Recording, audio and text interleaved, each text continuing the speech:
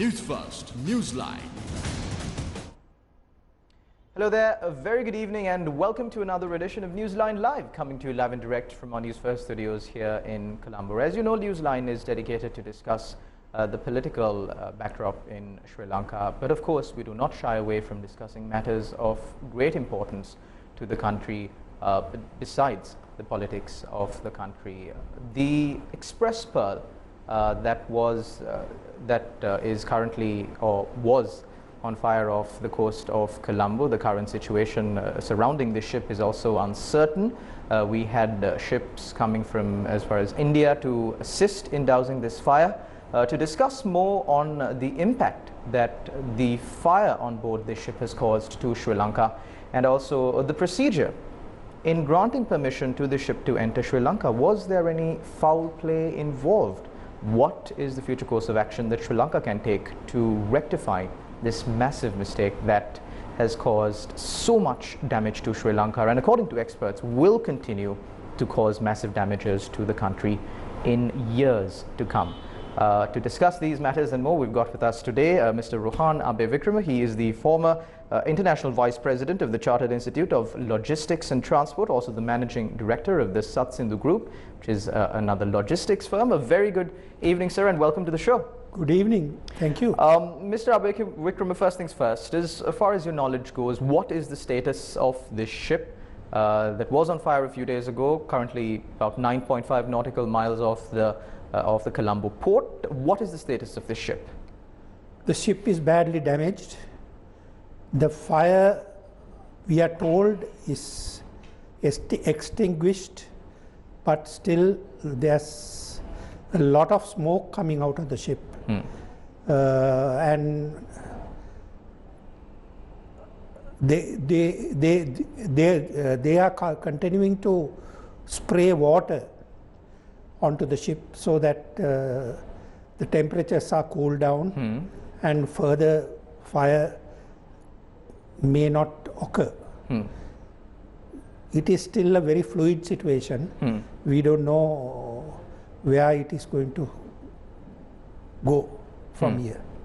But Mr. Abeywickrama, the fire erupted somewhere around last Thursday, and a few days after that, we saw a public statement by the Minister of Ports and Shipping, Minister Rohan Abeywickrama, saying that under his direction steps were taken to douse the fire, and the fire has been successfully doused. We were given the all clear, but after that, how did things turn out well, the way they are today? That statement was made because at certain point of time the fire was controlled. Right. But the fire started again. Right. So obviously there's a lack of expertise in handling this, and we can talk about that further. The lack of knowledge and expertise is one of the reasons why such a statement has been made without going into details of the actual situation of the fire. So as far as your knowledge goes, Mr. Abeywickrama, when this all clear was sounded, was there a pullback in the efforts to contain the fire? Because, well, the authorities were under the impression that the fire is doused. Well, to start with, the ship's fire was fought originally by the Ports Authority tugs, which are not firefighting tugs. And then that sort of tug which is in the port is not capable of fighting a major fire. So obviously the equipment used was not suitable to fight a major fire. Secondly, we didn't have the expertise, as I told. And then there may have been certain amount of belief that the fire has been doused, while it has actually not happened. But Mr. Abeywickrama, we really haven't gotten into the really controversial section surrounding this entire incident. But The real controversy here is the fact that this ship, they found out that there was leaking acid containers on board the ship while they were in the Arabian Sea. And now we confirmed this independently by sending an email to the company that is handling this incident on behalf of the owners of the ship. And they confirmed that this ship had requested permission from a port in Qatar and also a port in India to unload these leaking containers and switch them into an alternate mode of transport, do the needful. However, both of these ports had refused permission for this ship to enter their ports, not enter their ports, to unload the containers at these ports, because these ports lack the specialized facilities required to transfer these leaking acid containers. Does Sri Lanka have the facilities to transfer these leaking acid containers? No, this is one of the main things I want to stress in my discussion today. It is important that Sri Lanka actually build up this sort of facilities for the future. Coming back to the ship itself, when the master of the ship found that container is leaking, he should have diverted the ship to a port where facilities are available to handle the container. For example, Dubai has got facilities, comprehensive facilities, to handle a casualty like this. So, although it would have mean deviating from the route and losing time, the master should have taken that decision. Then coming to the Sri Lanka situation, this is the third casualty which has taken place in the last 6 months or so. First it was MT New Diamond. MT New Diamond, where there was an oil spill as well, and massive, and it was by a miracle that we saved the ship and got out of a major calamity. Right. Then there was a second ship, MT Eurosun, in January this year. That docked at the Hambantota port? No, which went aground. Right. And damaged. Then the Hambantota port is a different aspect. It's not a casualty. There was not a ship in distress. It was just the fact that yes, the uranium on board the ship was not declared to the relevant authorities in Sri Lanka. Correct. So I think Sri Lanka should consider having some facilities for handling of this kind of distress vessels and marine casualties. I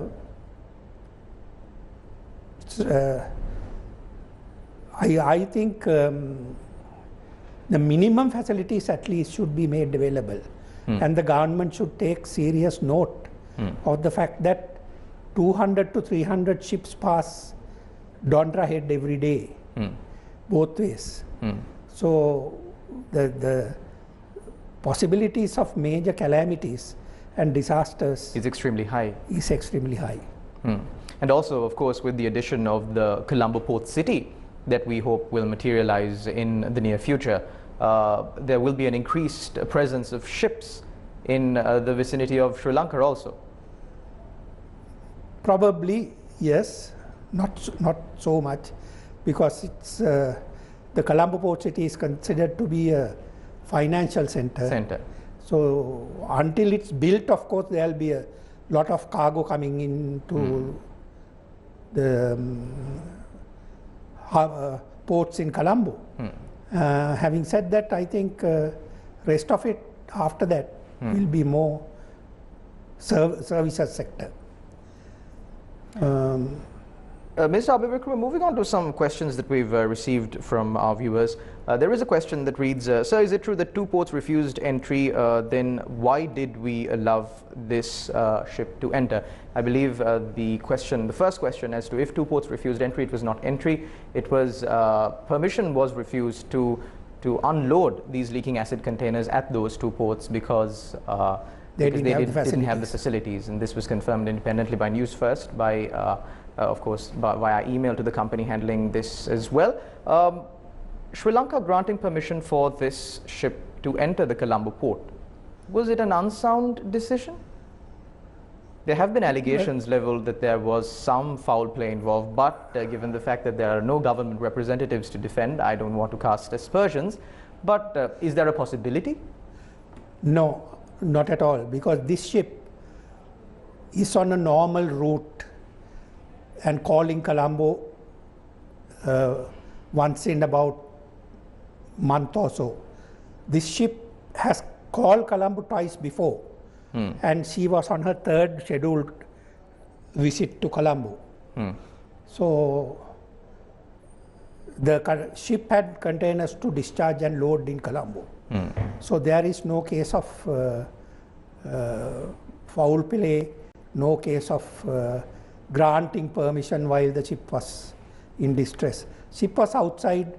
The master has reported a fire, I think late in the night, and Ports Authority sent its... But given the danger that this ship posed, as it had leaking acid containers on board, isn't there a requirement for the ship to inform local authorities when they enter Sri Lankan waters that there is a risk of something bad happening because we have leaking acid containers on board? Isn't there a requirement?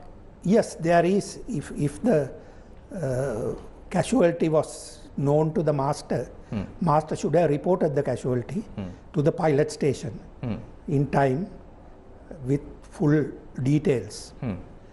I presume they have done that. It's just that she was waiting for a berth. And so I'm not questioning foul play or illegality in granting permission, but was it unsound to grant permission for this ship to enter Sri Lankan waters? Well, as I told you, there was no special permission granted for this ship. This ship is due to Colombo, and then they may have filed papers required by customs and so on to berth the ship. So that is not something wrong. It's just that container was leaking and then fire started. So when the Sri Lankan authorities were informed that these containers were leaking, was there any other steps, extra precautions that they could have taken to make sure that such a calamity could not have taken place? Yes. But as I told you, unfortunately, Sri Lanka does not have facilities for something like that. That is a major problem, which I think the marine management in Sri Lanka should take serious note of.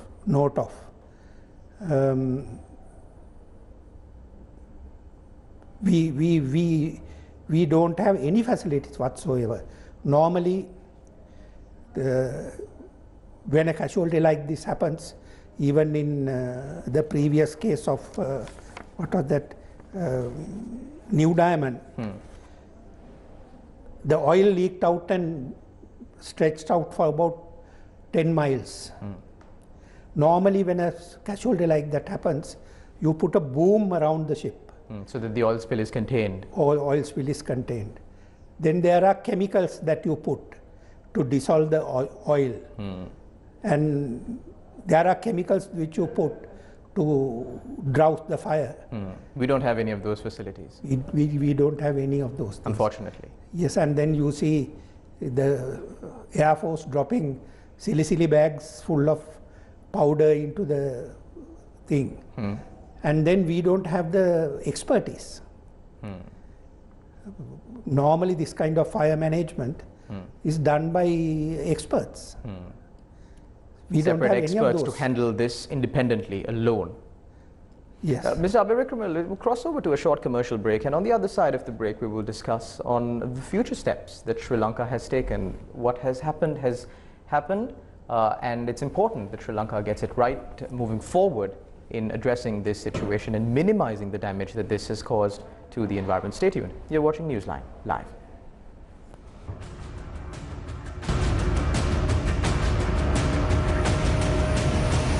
Newsfirst, Newsline. Newsfirst, Newsline. Welcome back. You're watching Newsline Live. We're continuing our discussion with Mr. Rohan Abeywickrama. Mr. Abeywickrama, we were speaking about this incident that has caused massive damage to Sri Lanka, the Express Pearl, the fire on board the Express Pearl. Now, people are really wondering as to if such a calamity could have been avoided, because prevention is better than cure. In your view, do you believe that this ship could have maybe sought permission to dock at a port, even in the vicinity of Sri Lanka, including India, where these facilities were available? Yes, I agree. I think more prudent steps should have been taken the moment the leak was noticed, and especially from a nitric oxide container, which is dangerous. So, just to let you know, in roughly about 10 years ago, or 20 years ago, I was I was actually managing a similar incident on an evergreen ship. That happened here in Sri Lanka? That happened in Sri Lanka. Actually, the ship discharged and loaded and sailed out 160 miles west of Sri Lanka. It caught fire. We brought the container ship back and handled the fire. By the time the ship got closer to Sri Lanka, we made all facilities available, including firefighting tugs and everything. We managed the container fire without a single container falling into the sea, without any debris going into the sea. We discharged all the containers, some were half on fire, and then the vessel sailed safely. There was no problem on the vessel either. So it all depends on how you manage the situation. I think that particular case was a good example of how well you can manage such a calamity. You can manage. Well, Mr. Abeywickrama, there are those in Sri Lanka who try to look at the bright side of this entire incident. There was a senior minister who made a statement saying, well, this incident could be looked at in a different perspective. We're currently in a bit of a fix as far as the economy goes, and the compensation from the company or the insurance company that is liable for this ship would be a welcome addition to the reserves in Sri Lanka. Is this can you look at this in this perspective? Is there a silver lining? I don't want to get into politics, but I think it's funny. I think statement like that is not appropriate. When you say funny, do you mean laughable or concerning? I think both. I mean, the damage that is causing the coast of Sri Lanka will be massive. And if somebody is thinking that the damage can be monetized and used for other purposes, it's not acceptable. Mr. Abeywickrama, there is a question from one of our viewers. Do you think that there was a mishandling of the fire by authorities when the fire was reported on the 20th of May? We know that many authorities in Sri Lanka were involved in dousing this fire, and with respect to them, in your opinion, was there any form of mishandling? As I explained to you, Sri Lanka did not have facilities. And Sri Lanka fought the fire with the facilities they had. At the beginning, they sent the Ports Authority tugs, which had firefighting capability, but not suited for fire of this magnitude. So yes, there were failures in that part, but I don't think anybody can be held responsible because the facilities were not available. Simple as that. So we made the best use of the facilities that we did have available. Yes, exactly. Also moving on, with regard to the compensation that can be sought from this vessel, does it really cover the damage that this incident has caused to Sri Lanka and will continue to cause over decades to come? First, I must stress something. Everybody is talking about compensation now, including the environmental authorities. Their focus is not containing and controlling the fire and preventing the disaster, but instead keeping that aside and talking about money. So I think that is not the appropriate way to handle the situation like this. Secondly, going on to handling compensation, you have to justify a claim. And the insurance companies will look at the claim and agree or disagree on the claim. Otherwise, you have to go for court action. Right. There were also various other allegations leveled from various other parties that when this ship was in distress, they offered Sri Lanka a higher price for compensation. I'm not really sure of the parameters of this, but there was no truth to these claims. I don't think so. I have no proof of anything of that sort.